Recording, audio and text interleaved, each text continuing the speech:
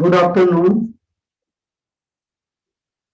Chief guest of the today's program, Professor Dr. Pankaj Kundra, Dean Academic, Jipmer Pondicherry, Head of the Department of Plastic Surgery, Jipmer, Dr. Devi Prasad Mahapatra,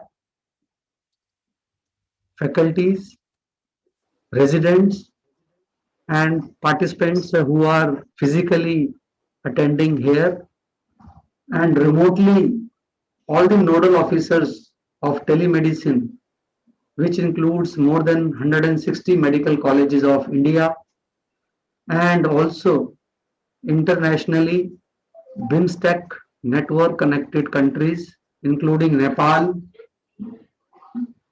Bhutan, Myanmar, Thailand, and Sri Lanka. And also the link has been given to various organizations and associations. I welcome you all today on the occasion of World Plastic Surgery Day. The program Jipmer Sushruta Oration being organized by Department of Plastic Surgery, Jipmer Pondicherry. It's a historical moment for not only a Department of Plastic Surgery, Jipmer, but also for the country, since today is the first World Plastic Surgery Day celebration. Till now, 15th July was conducted as National Plastic Surgery Day. But now the India has become the world leader and converted this National Plastic Surgery Day into World Plastic Surgery Day. So this link has been sent to all of the countries across the globe. To begin the program, I request all of you to rise for prayer, Dhanvantri prayer. Dhanvantari स भगवानमृतत्वदाता यो वैद्यकस्य गुरुरादिरनादिकालात् यो हातदेहमन आत्मसुखावहस्य नैरोग्यतस्य निधरां च नृणां हितस्य तस्यारणास्पदमहर्षिवरस्य शिष्य ये त्वेवयं प्रमुदिताननुभाग्यवन्तः तेन प्रदीपितचरं सुचिरात् शुभायुः वेदस्य दीपाविहतत्पुरदोत्तराः येन प्रभावयविहस्य विदद्य दक्षिणो ज्योत्स्नाम्बुजातिशमनी प्रभवेम दातुम् व्यादिव्यकाल हृदयायै मानवाय ध्येयं त्विदं भुवि कदापि च न किलैषः ध्येयं त्विदं भुवि कदापि च न किलैषः ध्येयं त्विदं भुवि कदापि च न किलैषः. Thank you. You may take your seats. May God bless us all.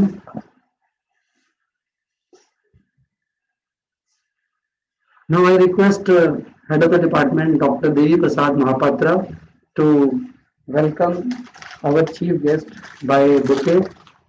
And you have to come this side and face the camera. So let the participant.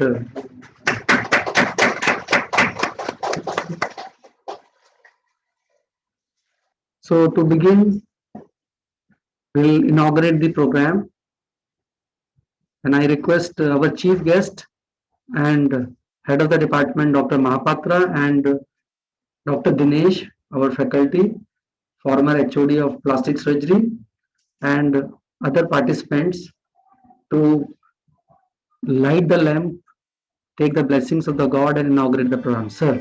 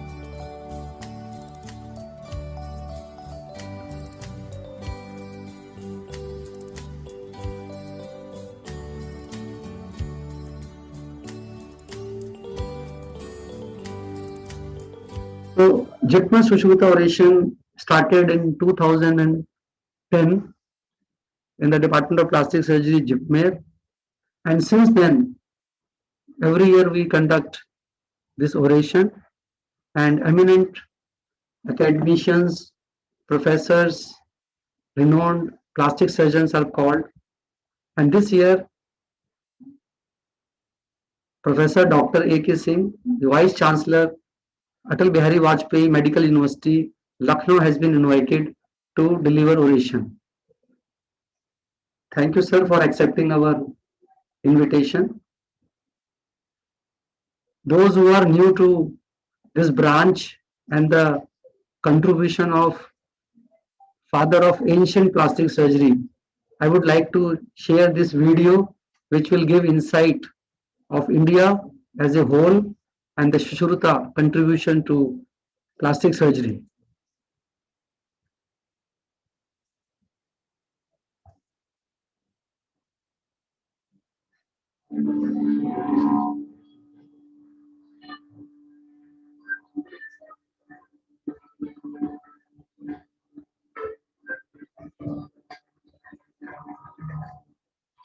Ayurveda itself dates back to the Vedic age, which spans from 1500 BC to 600 BC. It was divided into 8 branches, dealing with topics ranging from internal medicine and psychiatry to toxicology and surgery.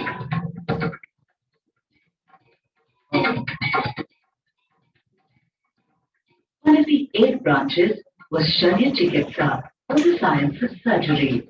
Shalya Chikitsa finds its roots in the war surgeons of the time. Shalya, which means foreign object, usually referred to broken arrowheads embedded in the warrior's body. So literally translated, Shalya Chikitsa means the removal of foreign objects from the body. Sushruta was not only a practitioner of surgery, but a teacher of it as well. The credit for using Ayurveda to combat mortal suffering goes to Lord Dhanvantri, who was reincarnated as King Devodas of Varanasi.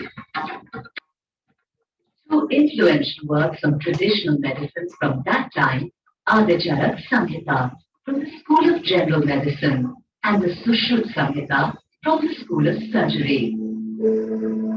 The Sushruta Samhita was a compilation of the learnings of sage Sushruta. He learned the basics of Ayurveda from King Devodas and laid the foundation of Vedic medical techniques for surgery in the form of this Sanskrit manuscript on Ayurvedic medicine. Sushruta describes 8 different types of surgical intervention. Bhedan, which means incision, Chedan or excision, Vyadhan refers to puncturing, Dekhan, which is scraping, Yeshan, that is probing, Aharan or extraction, Visravan, which means draining, and Sivan, which is stitching or suturing. Like the therapy, the instruments that Sushruta used were also heavily inspired by nature. Apart from metals, teak, horn, and wood were used extensively. The mouths of these appliances usually resembled those of different birds and animals that he observed.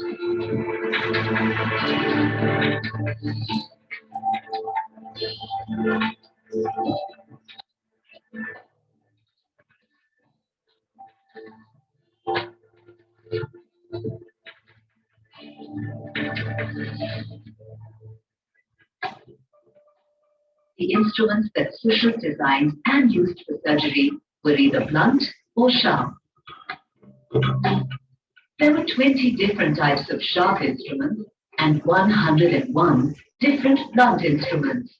These were further divided into 6 categories.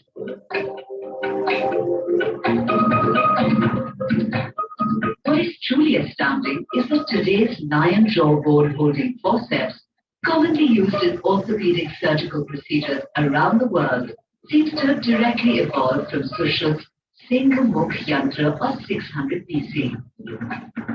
It is an accepted fact that ancient Indian metallurgy was extremely advanced. Objects recovered from excavation sites at Rajghat on the southern outskirts of Varanasi prove that iron was being widely used in the Vedic era. The resident Agaria community, even today, uses the rich iron ore deposits in the nearby Vindhyan ranges to smelt iron. Given that steely iron objects dating to around 600 BC have been recovered, archaeologists confirm that Sushrut would have used instruments crafted from steel for surgical purposes. Sushrut believed that to understand Ayurveda, it was important to understand the human anatomy. For this, he would wait at the confluence of the Varuna and the Ganga rivers to capture and then dissect dead bodies to teach anatomy to his pupils. This was considered desecration by most Hindus. Sushrut proposed first to deal with embryology and then the anatomy of the human body, which is an extension of the embryo. His description of a woman's ovarian fluids and a man's sperm that combined to make an embryo was seminal and millennia ahead of his time. Sushrut divided the human body into three categories: superficial structures, internal structures, and deeper structures. He often wrote in painstaking detail about the various organs of the body. He even enumerated 700 veins and up to 24 main arteries. During the process of surgery to alleviate pain, Sushrut used medicated wine to intoxicate and desensitize the patient.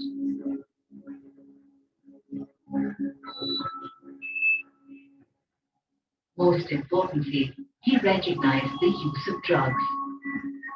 Sushrut detailed and described about 650 different types of drugs, including 395 of plant origin, 57 substances of animal origin, and 64 mineral substances and metals. So the contribution to plastic surgery can be taken in two ways. One is principles of plastic surgery, and second is practices of plastic surgery. As a practice of surgery, he has done 15 different types of ear plastic, and he was the first to describe the pedicle flap for repair of damaged ear, and he also described plastic surgery of damaged nose as well as deep plasty also. His shloka on one of his principles is particularly pertinent, where he has written, "Plastic surgery is a relationship between flesh and blood, where if there is excess or lack of blood, the graft will not survive." This is remarkably similar to what Sir Harold Gillies wrote in the 20th century. Plastic surgery is a race between beauty and blood supply. Going above and beyond his role as a surgeon, he showed compassion towards those who suffered. He developed rhinoplasty to reconstruct noses for people who'd been deformed or had their nose amputated as a form of criminal punishment. He followed the technique of dissecting living skin from the cheek and grafting it onto the nose, which is the precursor to the subsequent Indian forehead flap rhinoplasty. His most astounding revelation about flaps comes in the form of his most sublime shloka, Sanubandhen Jivitaha, which when literally translated means, through continuity survives. It single-handedly established the principle of the need of a viable pedicle in continuity for the survival of the flap, which was 2 millennia before modern medicine enunciated it formally. Talking of the importance of hemostasis, he says, Dehasya rudram muda, rudrenaiva dharate, tasmad yatrena samraksham, raktam jeev yadi sthiti. Blood is the origin of the body. The body totally depends upon it. Hence, every attempt must be made to preserve it. About the qualities of an incision, he writes, Tatrayatu विशाला समा सुविभक्तो निराश्रय इति प्रणगुणा. These are the qualities of a good incision. It should be of adequate length, extensible, having regular and uniformly cut edges, having all the layers cleanly incised, and should be independent. These and many more shlokas are found in the Sushruta Samhita, which itself is divided into two parts. Both parts deal with different states of medicine. They contain 184 chapters, a description of 1120 illnesses, a detailed study on anatomy and surgery, as well as the basic tenets of most modern medical practices. Sushrut's legacy in the field of surgery is varied. His principles in managing a fracture remain virtually unchanged today. The clinical descriptions as found in the old text of the Sushruta Samhita could well have been written in a modern medical text. He has described 60 different steps for managing a wounded trauma patient, and his practices and techniques of managing a variety of wounds are almost identical to modern-day practices. His writing clearly indicates that he was acutely aware of the need for wound management. अथ शल्यमुद्धृत्य निर्लोहितं व्रणं कृत्वा स्वेदार्हम् अग्निकृतप्रभृतिः संस्वेद्यावदर्म प्रदद्म सतर्मधुभ्यां बद्ध्वा चाचार्यकम् उपदिशति. After incision and removal of the cause of trouble, and having made the wound bloodless, instructions should be given regarding its further management. The Samhita also describes suturing techniques in great detail, along with the types of needles, as well as different suturing materials to be used for the management of different types of wounds.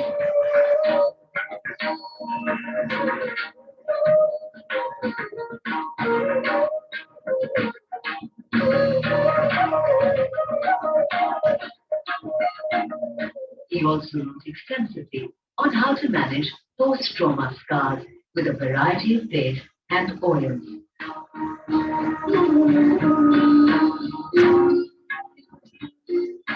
At a time when medical procedures were still being developed in other parts of the world, Sushruta was an established practitioner, considerably ahead of his time. Translated versions of the Sushruta Samhita have been found in ancient Greece, Persia, and Arabia, which proves that the knowledge traveled westward across the oceans after he died. So we are lucky that we are born in the country where Sushruta gave us the principles of surgery and the plastic surgery also. Please switch on the light.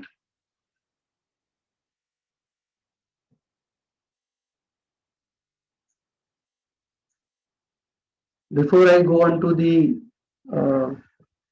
details about an introduction of orator, Professor A.K. Singh, I will be requesting Chief Guest, Professor Pankaj Kudra, to address the gathering. So we can proceed to the next part of the program. Please, sir. A very good evening to all of you, especially Professor and Head Dr. Mahapatra, my colleague, former Head of Plastic Surgery and Registrar, Dr. Ravi Chitoria, former Head of the Department, Dr. Dinesh, Dr. Frizzy, all the residents, and not the least, the orator for today, Dr. A.K. Singh, and I'm sure Dr. Karun Agarwal, who has been an old friend and whom we have worked together for a long time, would be there. Dear delegates across the world, in India, and all the well-wishers, it's a great day for us as an Indian to start the first World Plastic Surgery Day. I'm happy that it was proposed by India and it was accepted at the World Forum that the Indian Plastic Surgery Day 15th of July would now be coveted and named as the World Plastic Surgery Day. It's indeed a milestone, and it will always be remembered in history later on. I congratulate the Department of Plastic Surgery for making this unique beginning and putting us on the world map, and also to be labeled as an institute who started the first World Plastic Surgery Day. Thank you very much, and it's a big honor for all of us as Indians and all of us as JIPMERites. It was indeed a learning experience sitting there to see the video and the heritage which we possess. Shushruth was one of the prime people or the hallmark of medicine which India has. And you would be surprised that we have a statue in the JIPMER campus. And to know about how he has progressed in medicine, it's time to introspect. When we ridicule other specialities, we must also remember that we have gained a lot from them. They are the foundations of medicine. So talking about Ayurveda, as we have just seen in the video, I think the modern medicine deserves a lot of contribution from Ayurveda, on which we are building our modern medicine now.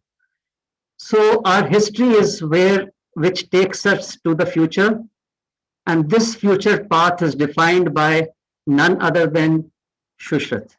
And it's a big honor, and it's something unique to humankind or mankind that he was an Indian and he belonged to this soil. Plastic surgery, as a matter of fact, I'm an anesthetist, and we have regularly worked as a team. But I must appreciate the patience which people have as plastic surgeons to maintain hemostasis, to delicately anastomose nerve endings, small vasculatures. It's a very tiring and a labor-intensive job.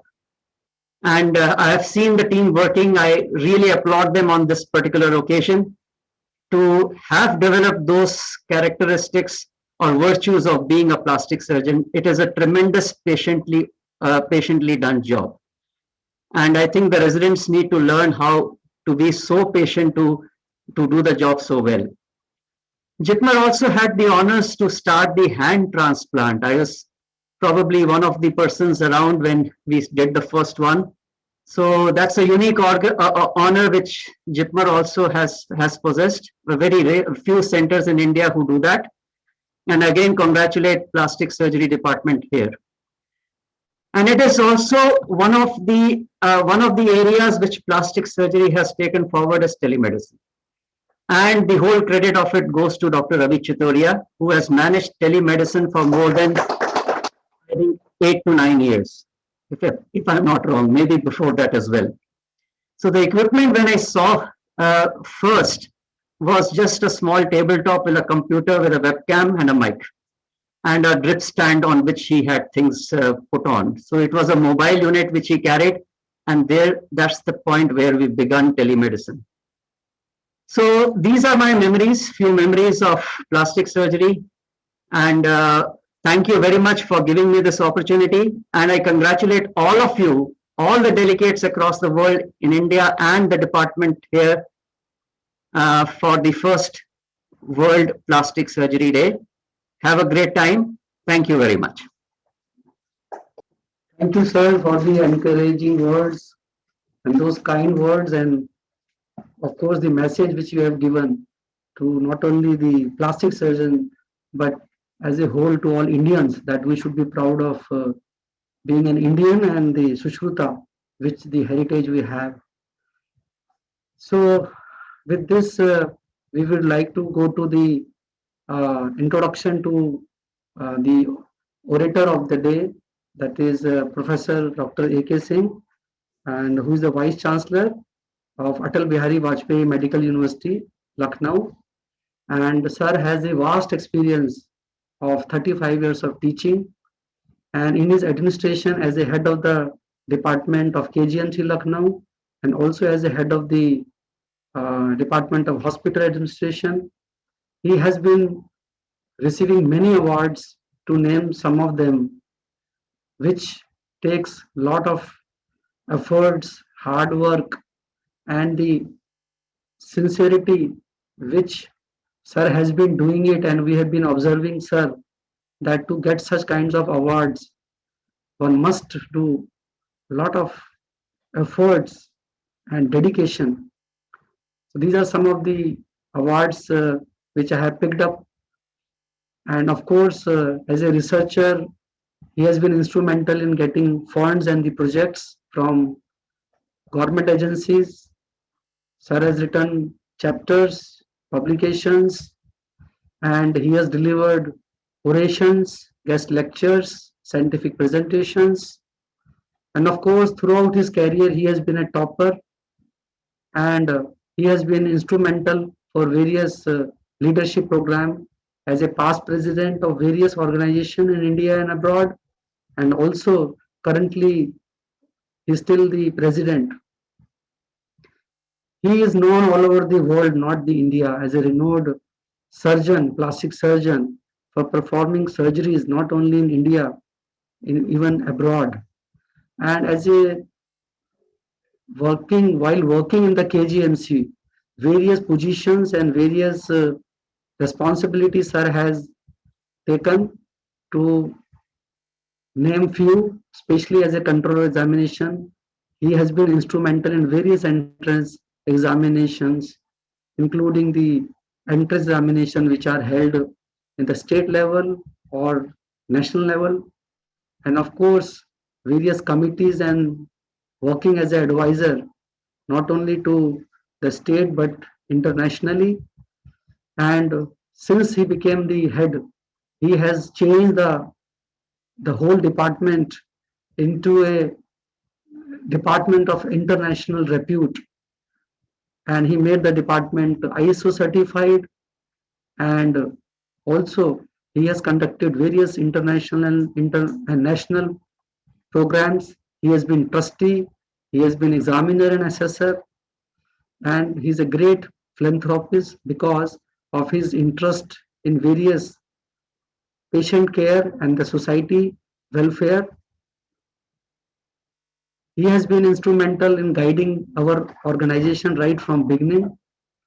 Since he was the past president of Association of Plastic Surgeons of India, he could start various fellowships and traveling fellowships. And of course, patients are very close to his heart. And not only the patient, he is very much worried about the employees wherever he worked. And he takes special interest in those areas which are untouched and neglected, like leprosy or clefts, or even head and neck cancers and burns. We know how these patients are neglected. So right from the treatment to rehabilitation, and of course at his state level as well as national level, he has been instrumental. So to summarize, he is a renowned plastic surgeon, teacher, academician, researcher, scientist, social activist, philanthropist, administrator, social reformist, and leader par excellence. I would like all of you to raise and give a standing oration to him. Thank you once again. Thank you to all. Please be seated. It is difficult to the footsteps of such a teacher or academician or researcher. And before he delivers his oration, I would like our chief guest, Professor Pankaj Kundra, the Dean Academic of JIPMER, to felicitate remotely from here, and I request Dr. Mahapatra to receive, which we will be sending to sir. I request a former head of the department, Dr. Dinesh, to receive this citation on behalf of our orator from Dean Axel. Sir, one more. You have to.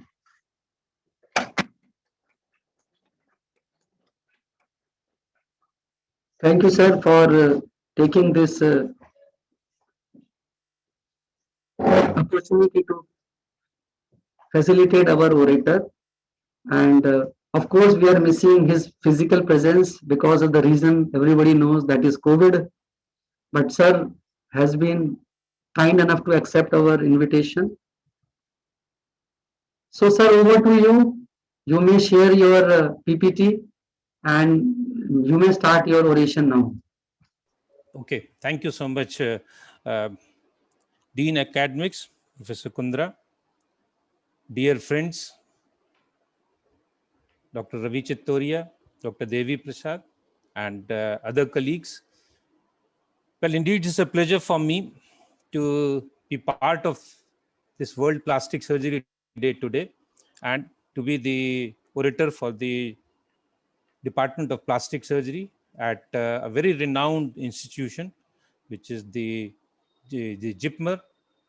Well, commenting about the lot of what Dr. Chittoria has mentioned about me, it looks like, it deploys me as a very fidgety person who has been doing something or the other and really not sitting quiet.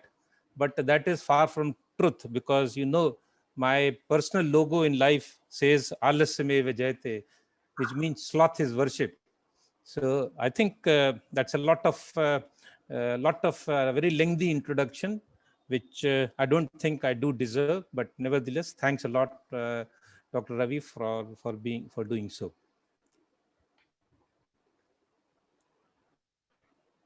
Whenever we talk about plastic surgery,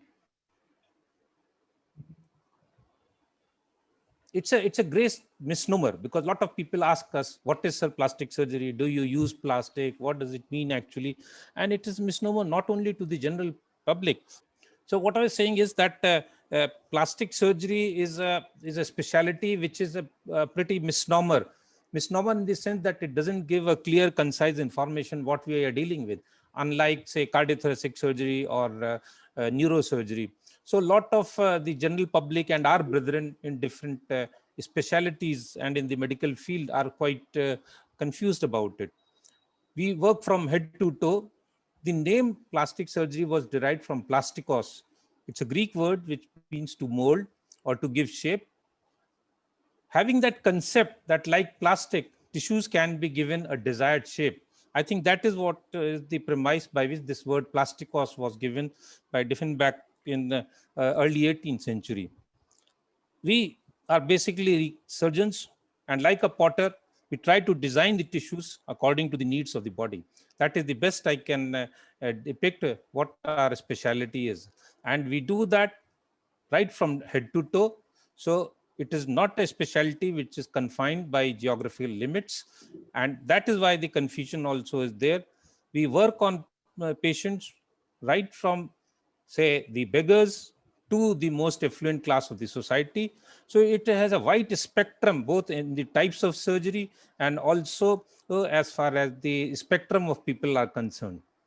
Well, we have seen a wonderful film about Shushruta just now, and I think it is the best film I have seen on Shushruta. I compliment the Department of Plastic Surgery for possessing this film.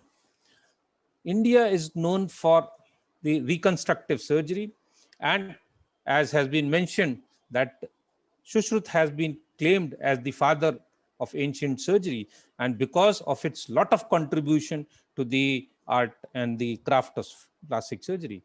So he was there something around 600 BC in the city of Kashi, which is known as Varanasi right now. And then from here, the knowledge of plastic surgery, in fact, it wasn't called as plastic surgery at that point of time, but this type of surgery flowed to the Middle East and then to other countries. When we were encountered with such a photograph or such a patient, the first thing comes into our mind is plastic surgery. And this method, Shushruta, has been credited with the first repair of a cut nose. The reason being, this was a common form of punishment in the olden times to deface the individual. There was a dacoit gang also who used to cut off or chop off the noses of people whom he had looted. And therefore, this surgery developed. It was recognized by the Western Hemisphere in late 18th century when the Britishers saw that this type of excellent nose reconstruction is being done. So they published it in the Gentleman's Magazine, the Kavasji's case. But yes, one thing which is very remarkable about this sort of a surgery is that this surgery, which is also known as the Indian method of repair and being practiced in India since ages, this has withstood the test of time and has literally not changed in any form over the last, say, 2000 years. So it is indeed a remarkable invention or a remarkable design of the skin by which we reconstruct the nose to give a nearly perfect appearance to an individual.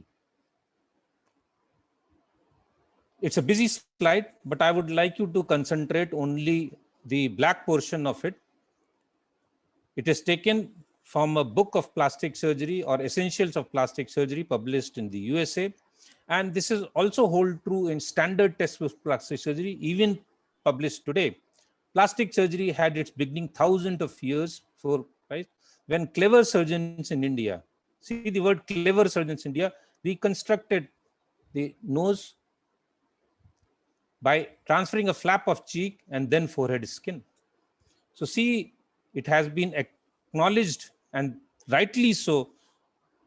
India has been recently been credited as the originator of plastic surgery, and rightly so when the Indian Association of Plastic Surgeons decided to have a plastic surgery day to remove myths and misconceptions about plastic surgery, to make people aware of the various facets of plastic surgery. The world adopted it, and today is the first time after adoption it as the World Plastic Surgery Day. Sushruth, well, after a lot of introduction, I would just summarize that he is known for his Sushruth Samhita. He has worked not only in plastic surgery, but in general surgery, medicine, dentistry, and obs and gynae, which have been the most predominant fields of his work. His notable work, which is outstanding and referred world over, is the rhinoplasty. Initially, he did it with the help of a cheek skin. He had a lot of ideas which he had enunciated and written about it, is about classification of various types of burns.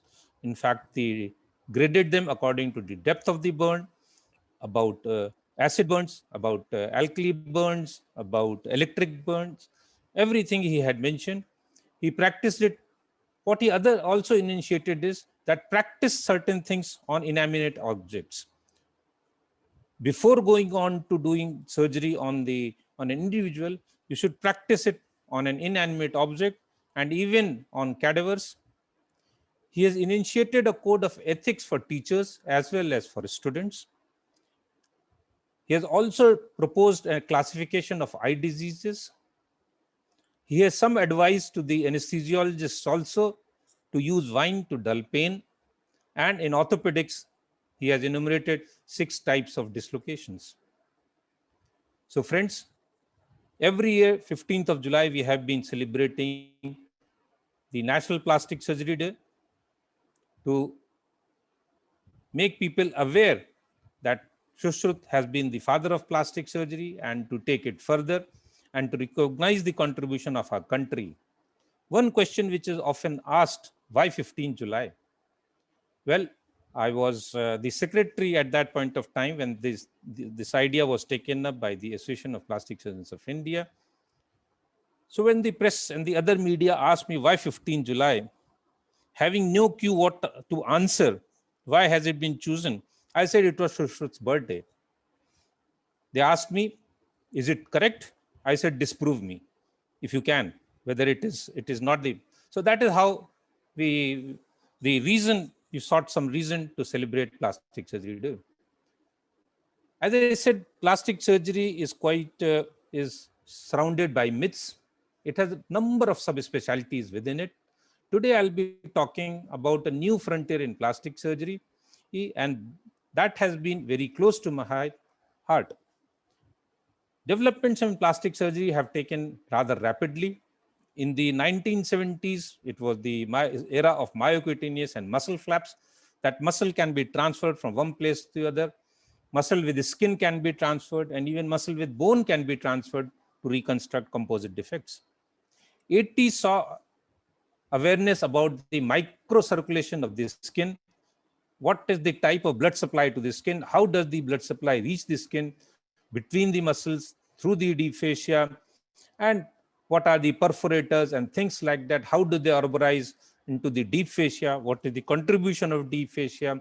So these flaps, which had a better and a robust blood supply as compared to the earlier skin flaps which we used, and therefore they were called as super flaps. 90s saw a lot of microsurgery coming up, with the microscopes coming up, fine tissues coming, fine instruments coming up, fine sutures coming up. So free tissue transfer, that means a tissue which has been detached from one part of the body to the other part of the body by anastomosing or joining the artery and the vein, that came into vogue. A lot of it. This included reimplantations also, where cut organs or cut parts of the body were reimplanted to the original place. This has been followed by now, hetero transplants in the present context. In the 20s saw a growth in craniofacial surgery, and now also microsurgery is also, or super microsurgery is also coming up. This is a photograph which shows 1 millimeter vessel being repaired. Super microsurgery is when the vessel size which is being repaired is less than 0.8 millimeters. So this is important, and as far as very small flaps are concerned, lymphatics are concerned. So these two things are coming up in a big way. My journey through craniofacial surgery was initially in 1987, after a world conference of World Federation of Plastic Surgeons, or International Plastic Surgeons Association. One Mr. Jackson from USA visited our institution and did the first fronto-orbital advancement for us. Before that, we were not introduced to craniofacial surgery, and we were thinking that it is something of a type of surgery which is not for us, which is only mentioned in the books. And the only thing which he brought was his own micromotor. This gave us an impetus that yes, this sort of surgery is possible in our own institution, with our own equipment, with our own anesthesia facilities. And that gave us the courage to take a path of craniofacial surgery, which I chose, and I ever remain loyal to it. Subsequently, in 1990, I did my first fronto-orbital advancement, meaning in simple terms that the frontal bone and the orbital bone were advanced because they were recessed, because they were not allowed to grow by the sutural stenosis. 5 years later, I did my first box osteotomy for hypertelorism. 97, I got an opportunity for a 3-month fellowship to USA, where I spent 1 month each with the 3 great masters of craniofacial surgery practicing in USA. 2007, a team of craniofacial surgeons from USA visited our center to see what is the type of work being done at our class, because they had heard that in India, a few centers have started doing, and they wanted to give it an impetus. We had a relationship with the World Craniofacial Foundation. We learned a lot by their visit, by the discussions we happened, and it became an everlasting relationship between the two departments. Why is craniofacial surgery different from other surgeries? And what is the need I need to tell people that it is a new frontier of plastic surgery? It is different because here large sections of cranial bone can be devascularized and put back. You see on the right-hand side figure, the whole frontal bone has been taken out and it will be reposited back, and it will take there, it will not necrose. The other big thing, which is that there is subperiosteal dissection, is the key to craniofacial surgery, because all the soft tissues are outside the, if you dissect between the periosteum and the bone, all the structures which could be damaged are protected by the periosteum, and in that periosteum envelope lies all the structures. So subperiosteal dissection and has been the rule as far as craniofacial surgery is concerned. Then we use a lot of hidden incisions for these purposes. And of course, using those principles, the orbits can be mobilized to 360 degrees. As you see in the photograph above, it's like a box, which I said, the orbit is taken out as a box, and it can be mobilized very easily in all the 360 degrees, up, down, medially, and laterally. The approach to the craniofacial skeleton for intracranial and extracranial surgery, this is the type of incision which we deploy. With this sort of an incision given here, a zigzag sort of incision, so that the post-operatively the scar line is broken and hidden by the hair, and it is less visible. So with this sort of an incision, you can approach the whole upper face, which has been stippled with red. What you do is, after giving this incision, we reflect this skin onto the front, and we reach up to these portions which have been stippled in red ink. So it is an indirect approach, so that no incision comes in front of the face, and none of the incision is visible to the patient or to the world later on. For the lower face, which has been stippled once again here, use an intraoral incision into the sulcus, and through the sulcus, you can approach this much, the whole of the maxilla and the zygoma and the upper jaw. So these are the areas which you can approach through the incision into the sulcus. An additional incision is in the form of a eyelid splitting incision. So you split the lower eyelid, you go between the skin and the conjunctiva, and you can reach the margin of the orbit, the floor of the orbit. These are the areas we can use, and to get more access, you can extend this incision laterally. With this sort of an incision, which you see in the left upper quadrant, the flap, you may call it, the incision was right here. This all skin, scalp skin, has been reflected downwards. You can see it in this figure. This is the ear. It has been reflected downwards, and from here you go into the orbits subperiosteally to mobilize the orbits and reach your destination. When you reach the brain, you do a craniotomy here, remove this front portion of the bone, so that just underneath it, the brain is visible. You can retract the brain and see the anterior cranial fossa and do surgeries onto that place. Here is this patient in whom the flap has been reflected here. The brain is being seen after the bone has been removed. This is the bone which has been removed. The roof of the orbit has been removed. The cranial bone has been, frontal bone has been removed. This is the central sagittal sinus, which has been protected by a cotton swab. These are the two orbits which are visible, the eyeballs which are visible.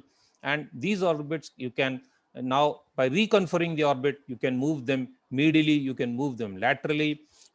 And the thing is, without causing any damage to the vision, because the optic nerve pursues a course which is oblique and is a little tortuous. So when you bring it medially, in fact, you shorten the path, so you don't have to, they don't cause any pressure onto the course of the optic nerve. So that is how you can safely do it. Here in this particular patient, the frontal bone, this has been advanced anteriorly, and when you advance it anteriorly, bring it forward, then there is a gap which can be filled with the bone, which has been taken from the remaining bone itself, from the bone, the outer table of the has been taken out and used as bone graft, and you fix it up. And then you see the two eyeballs, and then you reflect this flap back into position, and that is how the immediate suturing is done. Just a short view of examples. This is a patient who has got trigonocephaly. The skull is triangular in shape, and this is the early operative stage, where it has been, the skull has been molded. Nothing has been done to the orbits, but because the skull was is triangular, because the suture has united prematurely, Therefore, this condition is known as craniostenosis. And here is the same child I think, months later, where you can see the forehead, which is absolutely normal. Another patient of craniostenosis where the patient had intracranial hypertension. You see the silver beaten appearance onto and then by the same approach, you can see the post-operative photographs on the lower side of the. A patient of frontal encephalocele where a part of the brain herniates in between the two orbits, displacing the two orbits laterally.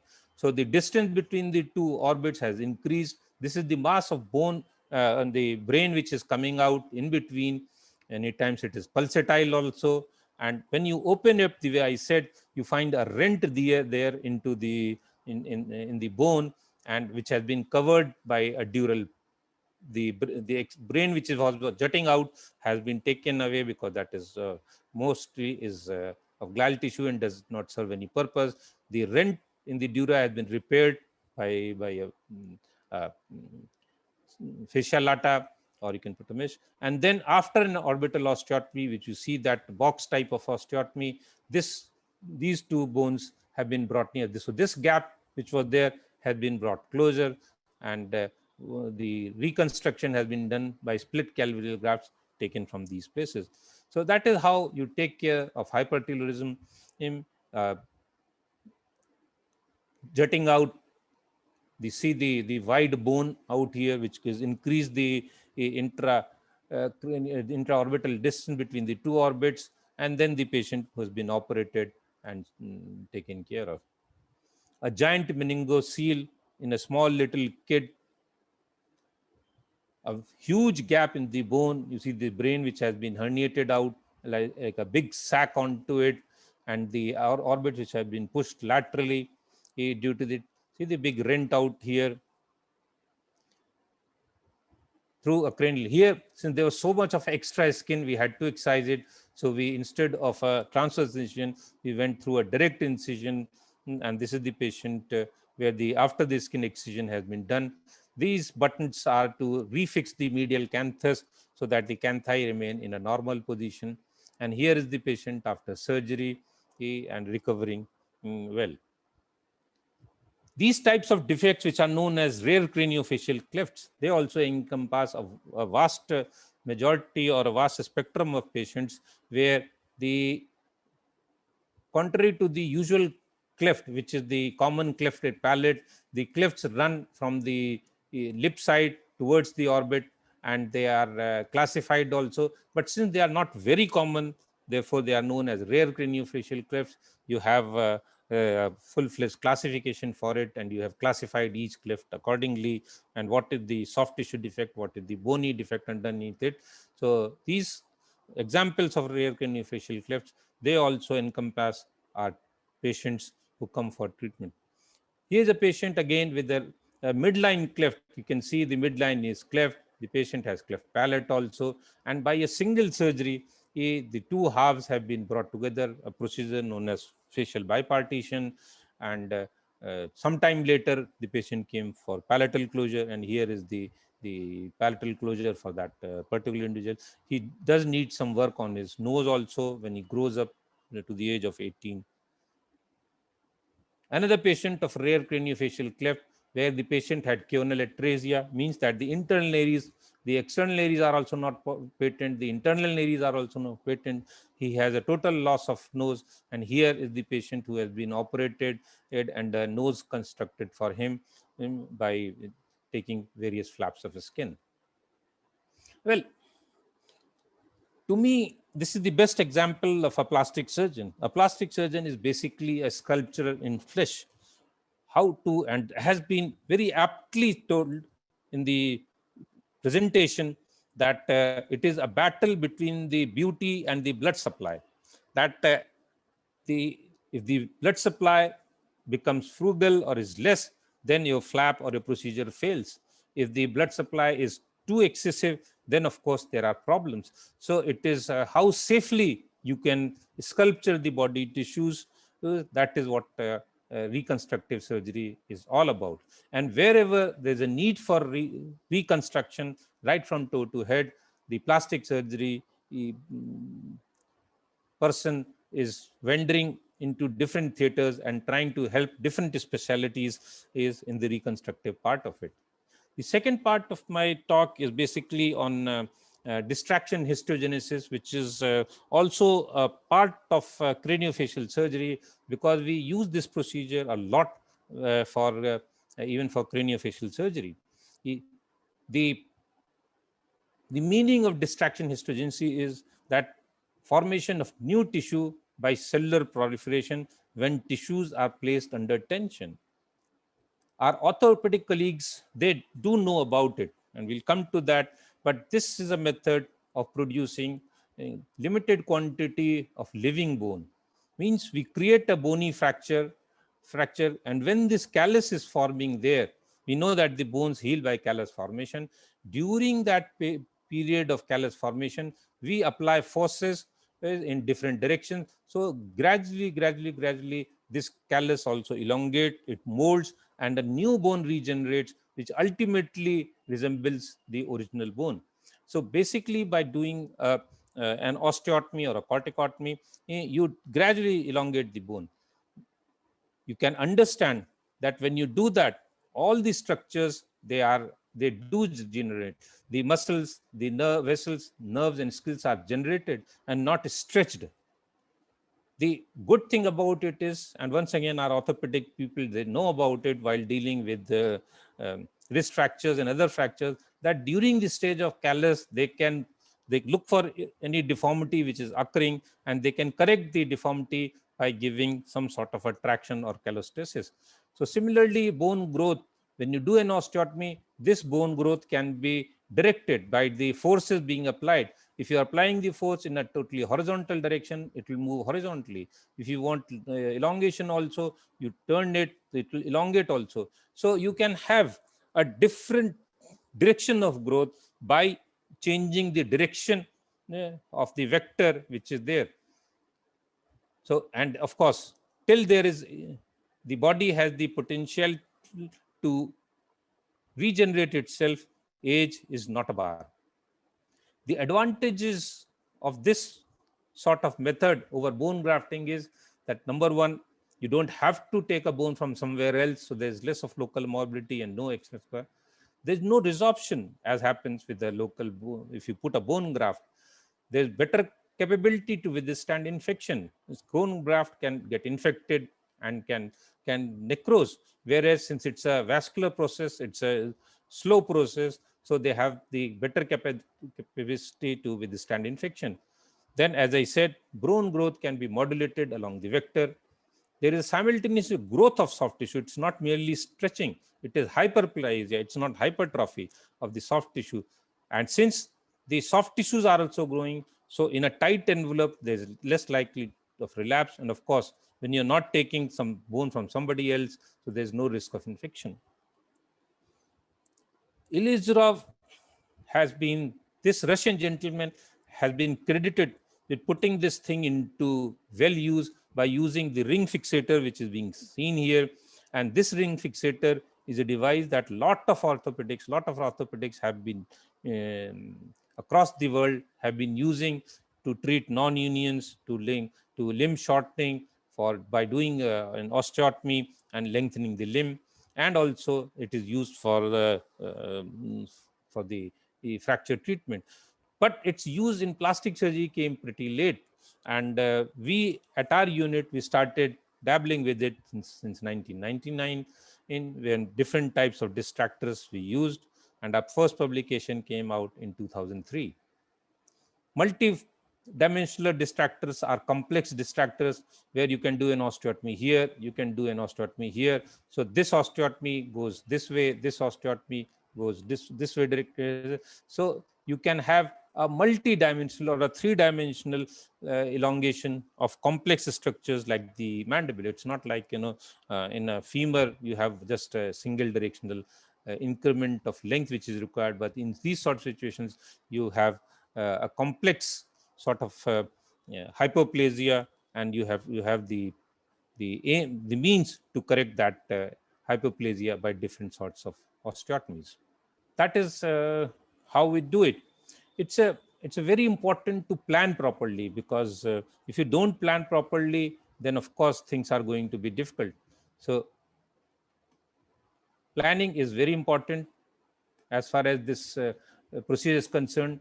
You can plan it with the help of photographs, you can plan it with the help of dental models, you can do stereolithography, you do mock surgery. All these things are very useful for the planning part of it. Then, of course, you choose the right type of distractor which you need, whether you want to put an intraoral distractor or extraoral distractor. We use special screws which are known as flange screws, which have threads. Then you do the osteotomy, and the rate of distraction is 1 millimeter per day.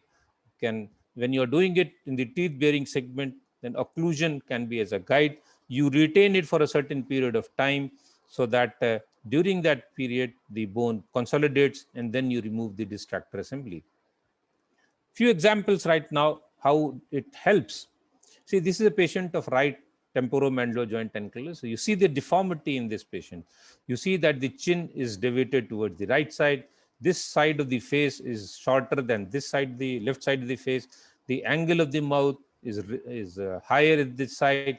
The line of the jaw is something like this, oblique, not straight or horizontal.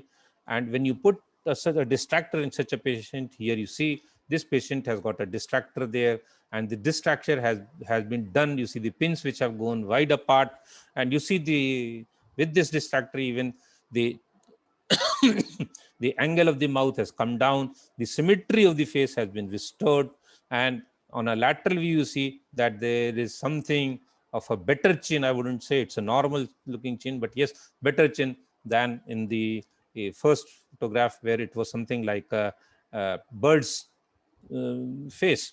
So what we realize, that with this distraction, not only the bone, not only the teeth which have moved, but also the soft tissues have come into alignment. And that is the best thing about distraction, that together with the bone, the soft tissues also take a participation in the histogenesis process, and the results remain permanent.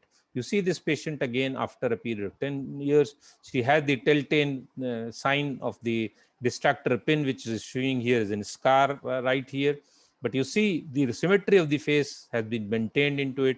The occlusion is fairly good. With a little bit of orthodontic help, she can have a better occlusion. While opening, of course, since the joint on one side is moving less than the joint on the other side, the face deviates while on opening her mouth, but still at repose, everything is in a normal position. Another patient who had a bilateral TMJ ankylosis, and with this bilateral TMJ ankylosis, unable to open his mouth. He has not received a treatment earlier. So we thought we'll put an internal distractor, which is an internal device. You can see it here intraorally after an osteotomy of the mandible. This device is fixed inside. So there are no jutting pins outside it. And when you elongate on both the sides, this portion of the jaw moves forward. And with the jaw moves forward, the soft tissues also move, the chin also moves forward. And here you see that same patient with the pretty reasonable appearance, the chin which has once again appeared. Of course, once again, it is not absolutely normal, but she might need a graft onto the chin. The mouth opening is okay. The occlusion is satisfactory, except that he also needs some orthodontic correction for his occlusion. You can distract what I showed you just now, a short distraction of the mandible in 2 patients.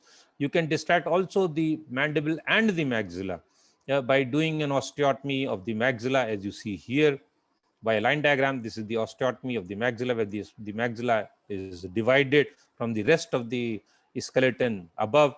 The mandible is divided at one point, and when this distraction is charged, gradually the pins separate. When the pins separate, move, the maxilla comes down, so that new bone forms here, and the maxilla, which was like this, short at one side, longer on the other side, giving an oblique slant to the occlusion. is corrected.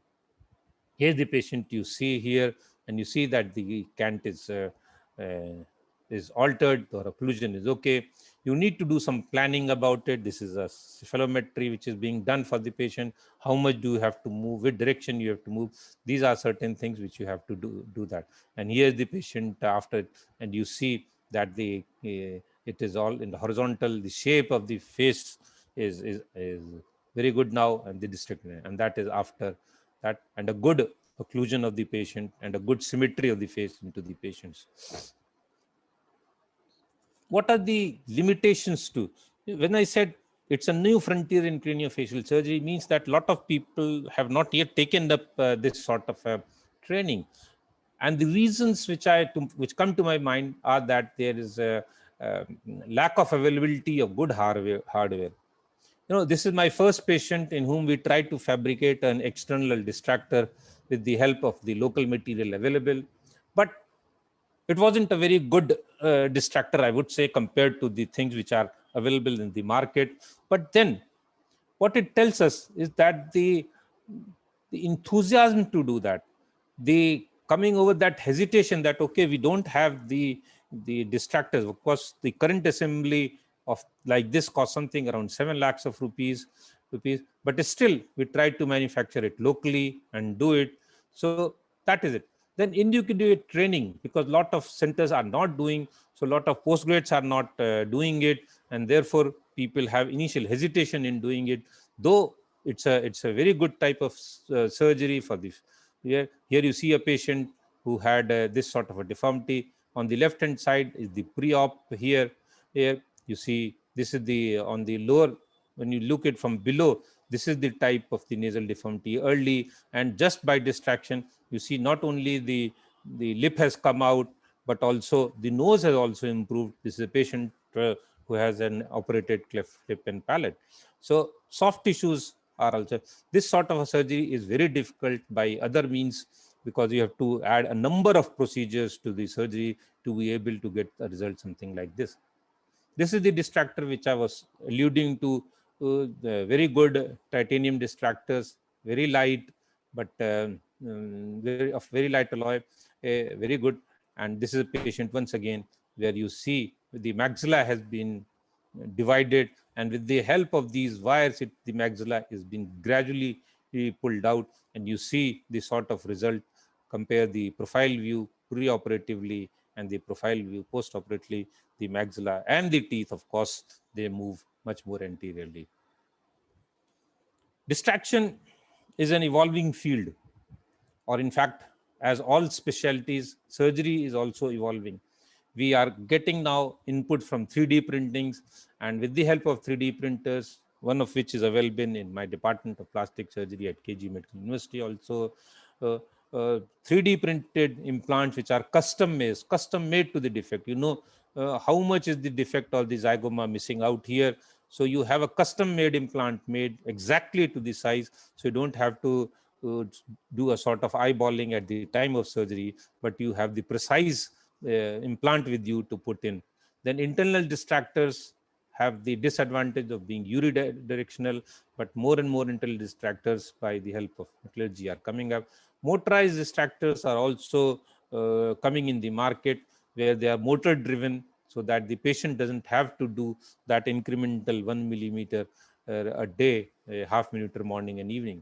Better fixation systems are coming into place in the form of absorbable plates, especially for children. And when we do, say, fronto-advanced advancements, or we want to fix bones in the growing skeleton, real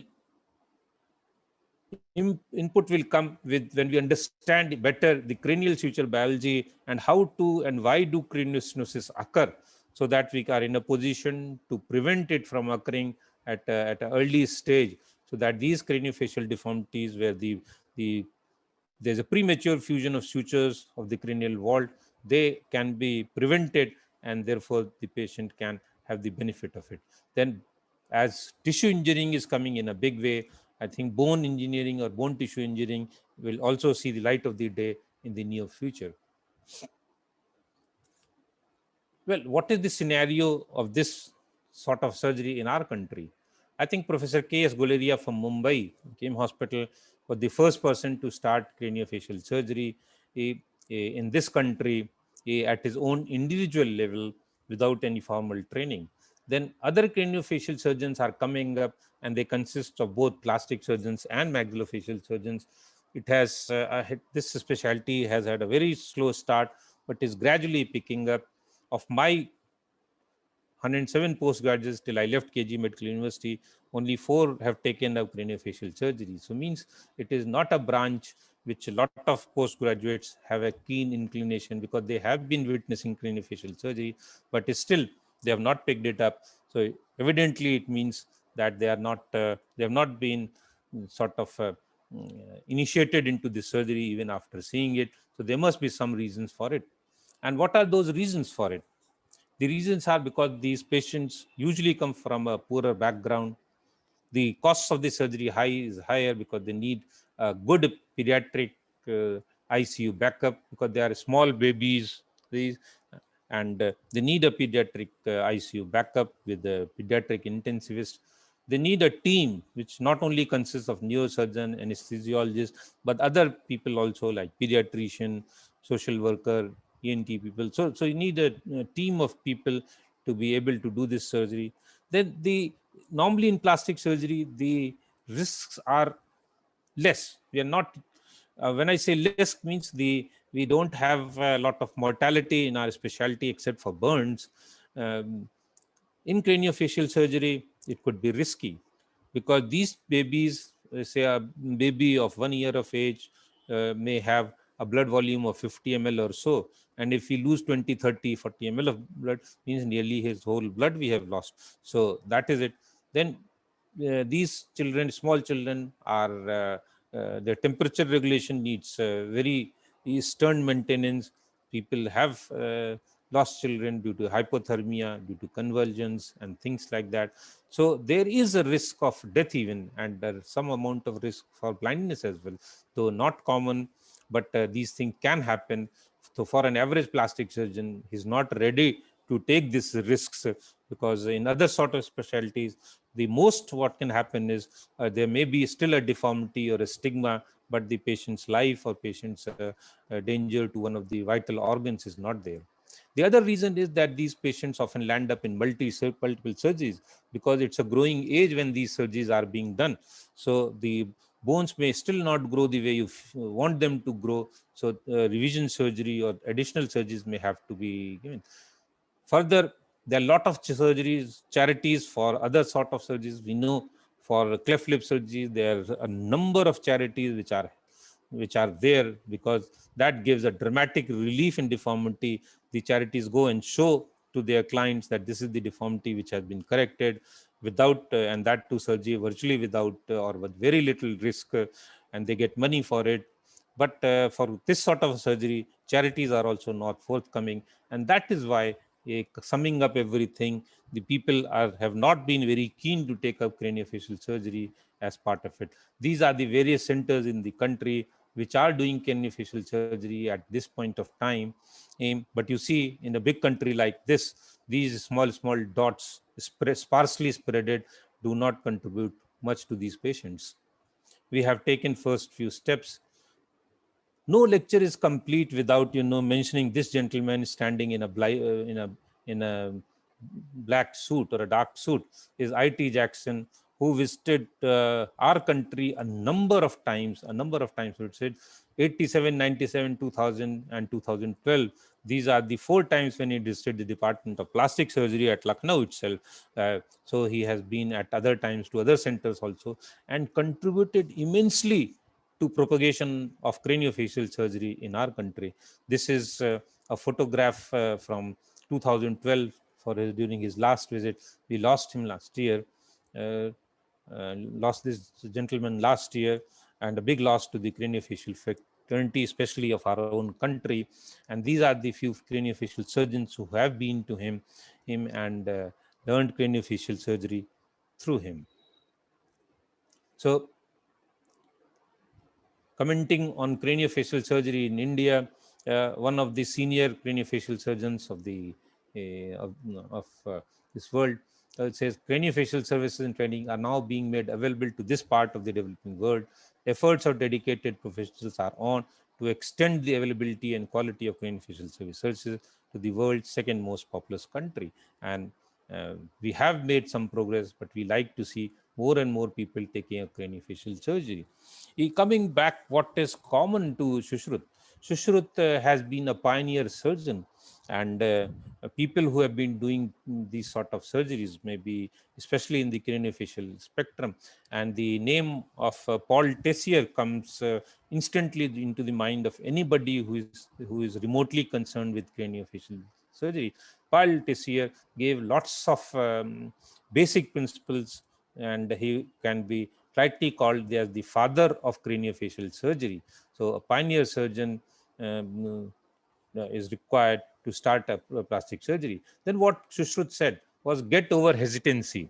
Well, come to think of it, if Shushruth was hesitant about his procedures, or would not have been doing, or would have always averse to that, but the flap might fail, the nose may not get reconstructed, the nose may look deformed, then he would have never been able to create a good nose, and India would never have been proud of its legacy.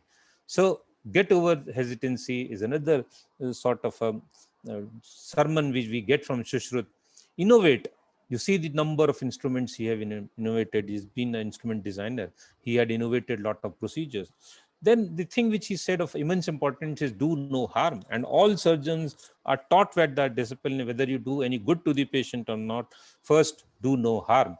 So that is what Shushruth also emphasized, that practice surgery on inanimate objects, in unliving things, on cadavers, see the anatomy. Then only you can go ahead and do something for the patient. And last, and what people don't remember is publish or perish. Had Shushruth Samhita not been there, I think we would have lost Shushruth and his works forever, and India could have never claimed its pole position as far as the plastic surgery or surgery is concerned. And somebody else would have taken his place as father of ancient or father of plastic surgery.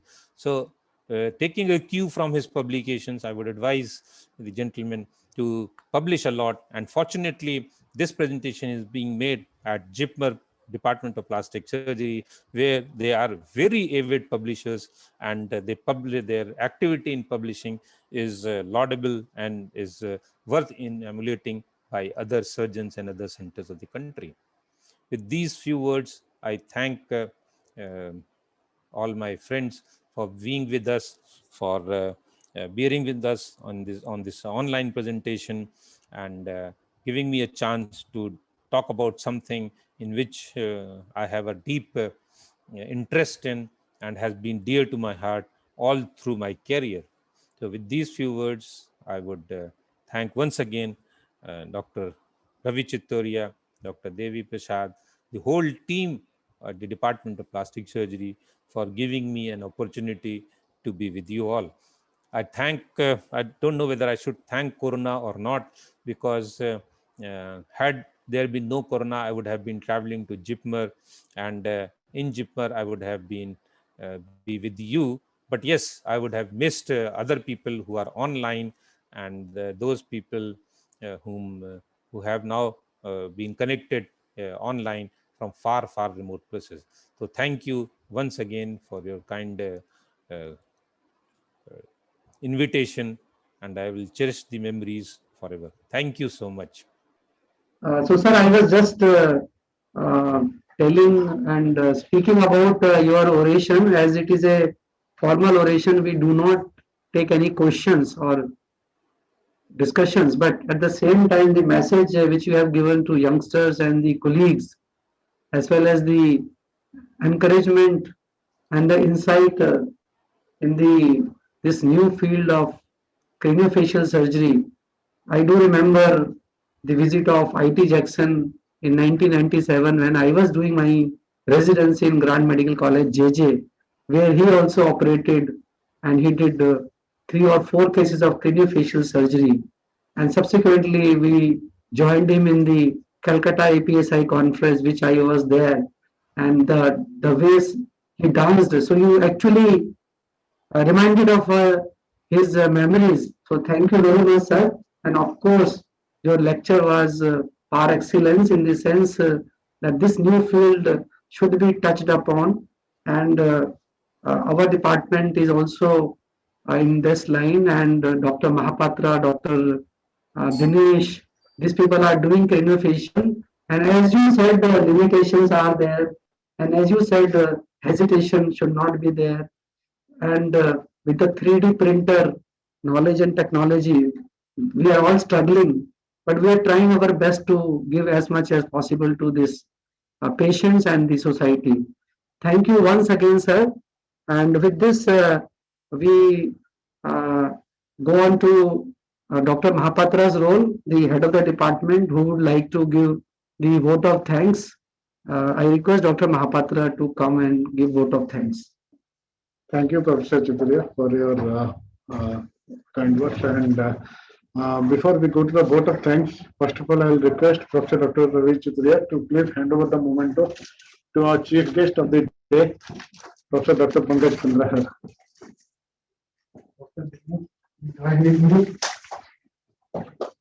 And for all of the information, there has been the instrumental and contributing to our department because he is the official smile anesthetic, smile trained anesthetic, and he has been one of the finest anesthetists whom everybody would like to call upon and help for. So thank you very much, sir, for accepting our this invitation and obliging us. Thank you very much. Thank you. On behalf of Department of Plastic Surgery, I am really pleased to host this Sushruta oration on this World Plastic Surgery Day. I would like to express my gratitude to JIPMER administration for their permission to conduct this oration, which is held every year and will be conducting again next year. I am extremely grateful to Professor Dr. Pankaj Kundra, our Dean Academic, who graciously accepted our invitation to be the chief guest of the day. I am extremely thankful to Professor Dr. A.K. Singh, who was my mentor and who accepted this oration, and it happened on the World Plastic Surgery Day, which is a big achievement for the Department of Plastic Surgery at JIPMER. We are very proud to host Professor A.K. Singh as our Sushruta orator for this year. I would like to thank all the faculty, colleagues, professionals from other departments who have joined us from different institutes, from plastic surgery, from outside plastic surgery, from India, from outside India, in this oration to gather and listen to this oration. And now I would like to thank Professor Dr. Ravi Kumar Chituria, the head of telemedicine, and his whole telemedicine unit for enabling this conference in a hybrid mode, and which we could telecast it to all the countries around the world, and so many people could attend online. I'm thankful to the faculty of our department, Dr. Dinesh and other, then the staff of Department of Plastic Surgery, all our residents who have gathered here to listen to this oration physically. And I will thank all the support personnel without whom it would have been difficult to conduct this oration, and for providing us the logistic support. Thank you very much, one and all. And we will be meeting again next year in the next oration. Thank you again. So the time has come to conclude the program, and I request all of you to rise for the national anthem.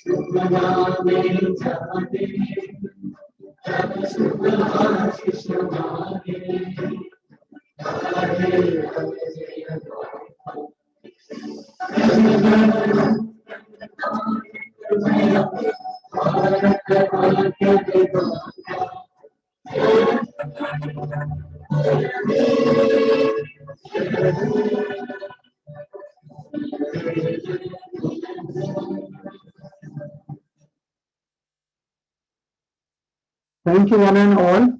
And on this occasion of World Plastic Surgery Day, we will be distributing takeaway sweets, and I request all other online participants to have virtual sweets. So with this, we conclude it, and thank you very much. The e-certificates of the participants who have registered will be sent to you, and physical certificates will be given here by our Dean Academy to the physically present participants here. So those who are online can join this part of the program also, and physically, of course, we are here. So I request Dean Academic to hand over this participation certificate to. I'll call the name of the participant, and please come and take your certificate. And I request Dr. Dinesh and Dr. Mahapatra to assist, sir. Dr. Padma Lakshmi, third year MCH senior resident, and they will write their name themselves, so spelling mistake is not the. Dr. Shijna, third year MCH senior resident.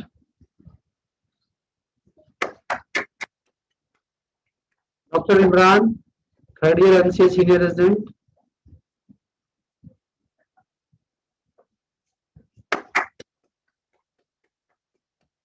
Dr. Nishad, second year MCH senior resident.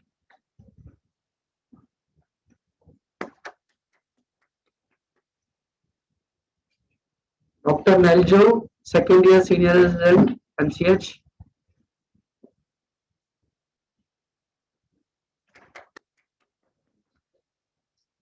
Orthodontist Padmavati. Padmavati.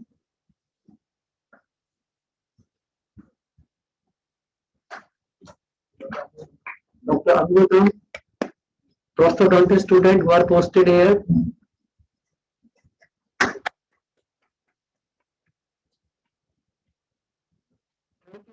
Once again, with this we will log out and conclude this program. Thank you once again. Have your seats here.